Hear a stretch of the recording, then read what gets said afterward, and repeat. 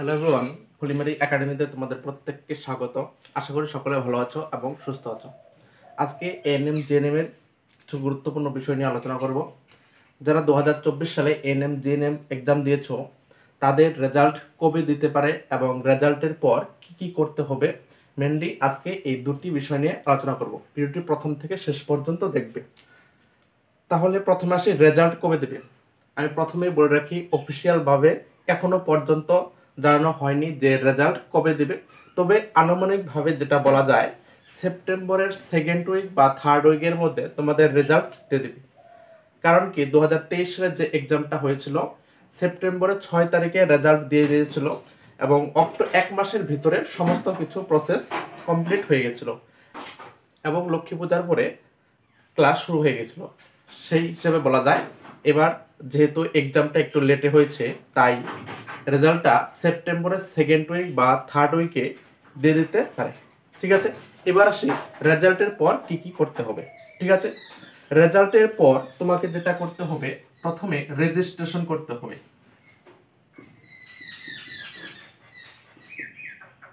আমি লিখে দিচ্ছি, তোমরা নোট করে নিতে পারো কিন্তু। ঠিক আছে, একদম অথেন্টিক বিষয় বলবো, কারণ সবকিছু আমি আগের বছর নিজে করেছি।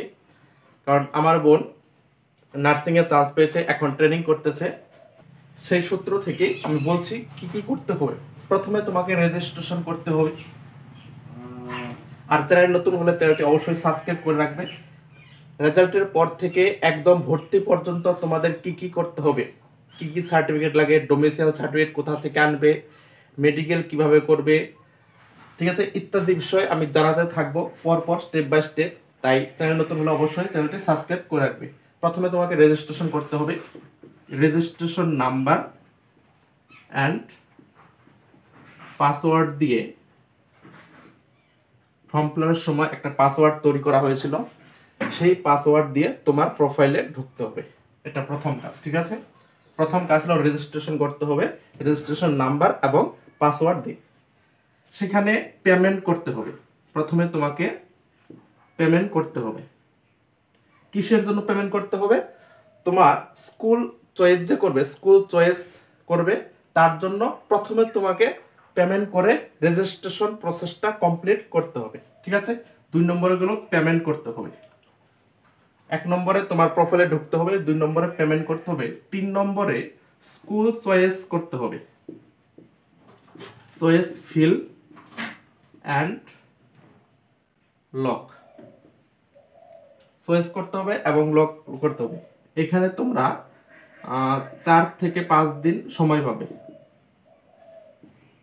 ঠিক আছে, অথবা 7 ডেজ টাইম পাবে। একটা সময় থাকবে, এত তারিখ থেকে এত তারিখের মধ্যে তোমার স্কুল চয়েস করতে হবে এবং এবং শেষে অবশ্যই কিন্তু লক করতে হবে। ঠিক আছে, এবার চয়েস ফিল, এটা কিভাবে চয়েস করবে এই বিষয়টা আমি একটু বলি। তোমরা প্রথমে গভর্নমেন্ট কলেজগুলো চয়েস করবে। ঠিক আছে, যাদের গভর্নমেন্টে যাওয়ার ইচ্ছা আছে তারা প্রাইভেট সিলেক্ট নাও করতে পারো, তারা গভর্নমেন্টগুলোই সিলেক্ট করবে। ঠিক আছে, যাদের প্রাইভেটে যাওয়ার ইচ্ছা আছে তোমরা শেষের দিকে প্রাইভেট কলেজগুলো সিলেক্ট করে দেবে। ঠিক আছে, এবার আসি তোমরা কিভাবে করবে। তোমার নিজের ডিস্ট্রিক্টের থেকে শুরু করবে, কাছের থেকে শুরু করে দূরে যাবে। কারণ তুমি যদি কাছে চান্স পেয়ে যাও সেক্ষেত্রে ভালো হবে। সেজন্য তোমার নিজের ডিস্ট্রিক্টে যেটা আছে, নিজের ডিস্ট্রিক্টে 2 থেকে 3টা কলেজ থাকতে পারে, সেই কলেজগুলো সিলেক্ট করবে। তারপর ধীরে ধীরে একটু দূরে ডিস্ট্রিক্টগুলোতে চয়েস করবে। ঠিক আছে, এইভাবে চয়েস ফিলিং করবে এবং শেষে কিন্তু অবশ্যই লক করতে হবে। ঠিক আছে, তারপর কিছু সময় থাকবে, 7-8 দিন পর তোমাদের একটা লিস্ট পাবলিশ হবে, সেটা হবে ফার্স্ট কাউন্সিলিং লিস্ট।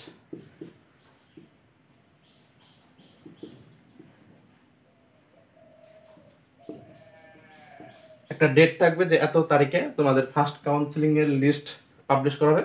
তোমরা অবশ্যই কিন্তু চেক করবে যে ফার্স্ট কাউন্সিলিং এ নাম আসলো কিনা, ফার্স্ট কাউন্সিলিং লিস্ট দেবে। ঠিক আছে, যদি ফার্স্ট কাউন্সিলিং এ তোমার নাম আসে তারপরে কি করবে, তারপরে তোমাকে করতে হবে, তুমি যে চান্স পেলে তোমার সিটটা বুক করতে হবে। সেখানে তোমাকে 1000 টাকা পেমেন্ট করে আবার তোমার রেজিস্ট্রেশন নাম্বার এবং পাসওয়ার্ড দিয়ে তোমার প্রোফাইলে ঢুকতে হবে এবং সেখানে 1000 টাকা পেমেন্ট করে সিটটা বুক করতে হবে, ঠিক আছে? ওটাকে বলে সিট অ্যালটমেন্ট ফি।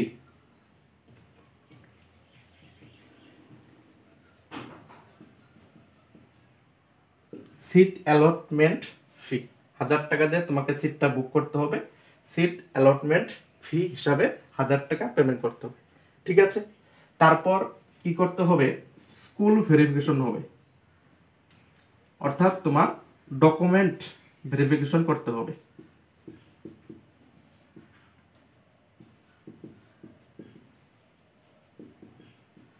তুমি যে কলেজে বা স্কুলে চান্স পাবে সেই নির্দিষ্ট স্কুলে গিয়ে তোমার ডকুমেন্ট ভেরিফিকেশন করতে হবে। এবং সেখানে কি কি লাগবে ডকুমেন্ট ভেরিফিকেশনে 6 নম্বর যেটা লিখেছে তার পরিপ্রেক্ষিতে বলছি, ডকুমেন্ট ভেরিফিকেশনের সময় অবশ্যই তুমি যে রেজাল্ট করেছো সেখানে তোমার র্যাঙ্ক কত হয়েছে সেই র্যাঙ্ক কার্ড নিতে হবে, ঠিক আছে? তোমাকে র্যাঙ্ক কার্ড নিতে হবে। অবশ্যই সবকিছু তোমার প্রোফাইলে পেয়ে যাবে, সেখান থেকে ডাউনলোড করতে হবে র্যাঙ্ক কার্ড। তারপর তুমি যে এই 1000 টাকা পেমেন্ট করলে, সেখানে সিটটা বুকিং করলে, সিট অ্যালটমেন্ট ফি পেমেন্ট করলে, সেখানে পেমেন্ট করার পর একটা লেটার ডাউনলোড করতে হবে, সেটা হবে সিট অ্যালটমেন্ট লেটার। সিট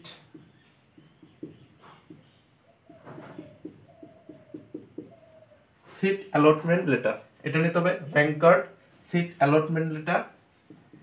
3 নম্বরে এএনএম জেএনএম এর যে ফর্মটা ফিল আপ করেছিলে, এএনএম জেএনএম এর ফর্মটা নিতে হবে, ঠিক আছে? ফর্মটা প্রথমে যে রেজিস্ট্রেশন করে ফর্ম ফিল আপ করেছিলে একটা ফর্ম প্রিন্ট হয়, সেই ফর্মটা কিন্তু নিতে হবে। যদি ফর্মটা বাই চান্স হারিয়ে যায়, তোমরা যে প্রোফাইল ঢুকবে, প্রোফাইলে গিয়ে সেখানে এডমিট তারপর ফর্ম সমস্ত কিছুই ডাউনলোড করতে পারবে, সেখান থেকে আবার প্রিন্ট করে নেবে। সেই ফর্মটা নেবে এবং সাথে এডমিট কার্ড নিতে হবে।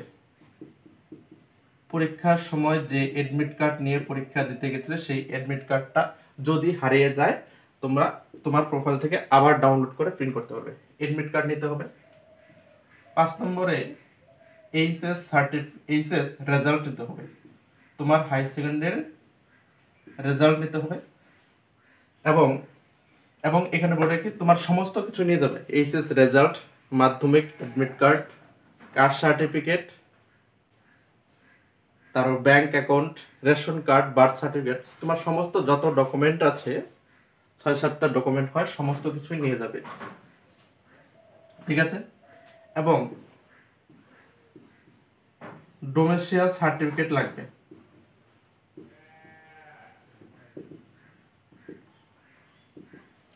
ডোমেসিয়াল সার্টিফিকেট এবং আরেকটা কি লাগবে, মেডিকেল সার্টিফিকেট।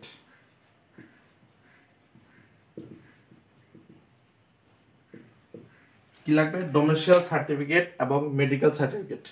তোমরা এগুলো কিন্তু নোট করে নিতে পারো, এগুলোই কিন্তু নিয়ে যেতে হবে। আমি যেগুলো লিখে দিলাম, rank card, seat allotment letter, NM GNM form, admit card, HS result, এখানে আরো কিছু আমি বলে দিচ্ছি, তোমরা লিখে নিও। Bank account, Madhyamik admit card, caste certificate, তারপর রেশন কার্ড বা আমার ভোটের ফটো নিয়ে যাবে, যে কোনো একটা লাগতে পারে, এটা সঠিক আমার মনে নেই। ডোমেসিয়াল সার্টিফিকেট এবং মেডিকেল সার্টিফিকেট, এই ডোমেসিয়াল সার্টিফিকেট এবং মেডিকেল সার্টিফিকেটটা কোথা থেকে কিভাবে রেডি করবে আমি নেক্সটের এটা ভিডিওতে আমি বলে দেবো, ঠিক আছে? তাহলে যদি ফার্স্ট কাউন্সেলিং লিস্টে তোমার নাম আসে, এই প্রসেসগুলো তোমাকে করতে হবে, ঠিক আছে? স্কুল ভেরিফিকেশন হবে এবং সেখানে গিয়ে অ্যাডমিশন নিয়ে আসতে হবে। অ্যাডমিশনের পরেও অনেক স্টেপ থাকে, আমি পরের ভিডিওতে বলবো, একটা ভিডিওতে বললে ভিডিওটা অনেক বড় হয়ে যাবে। এবার আসি ফার্স্ট কাউন্সেলিংয়ে যদি তোমার নাম না আসে, সেকেন্ড কাউন্সেলিংয়ের জন্য অপেক্ষা করতে হবে। ফার্স্ট কাউন্সেলিংয়ে যারা ভর্তি হবে তাদের ভর্তি প্রক্রিয়া শেষ হওয়ার পর সেকেন্ড কাউন্সিলিংয়ের লিস্টের একটা ডেট দেবে। সেই ডেটে তোমাকে আবার তোমার প্রোফাইলে ঢুকে চেক করতে হবে তোমার নামটা সেখানে আসলো কিনা। যদি আসে তারপর আবার তোমার এই প্রসেসগুলো কমপ্লিট করতে হবে এবং স্কুল ভেরিফিকেশন হবে। ঠিক আছে, সেকেন্ড কাউন্সিলিং হয়ে গেল। যদি সেকেন্ড কাউন্সিলিংয়েও নাম না আসে তখন তোমাকে কি করতে হবে, আবার তোমাকে রেজিস্ট্রেশন করে মুভ আপ করতে হবে। মুভ আপ মানে কি, প্রথমে যে রেজিস্ট্রেশন করে 300 বা 400 টাকা পেমেন্ট করে তুমি স্কুল চয়েস করেছিলে, সেই একই প্রসেস, সেটাকে মুভ আপ বলা হয়।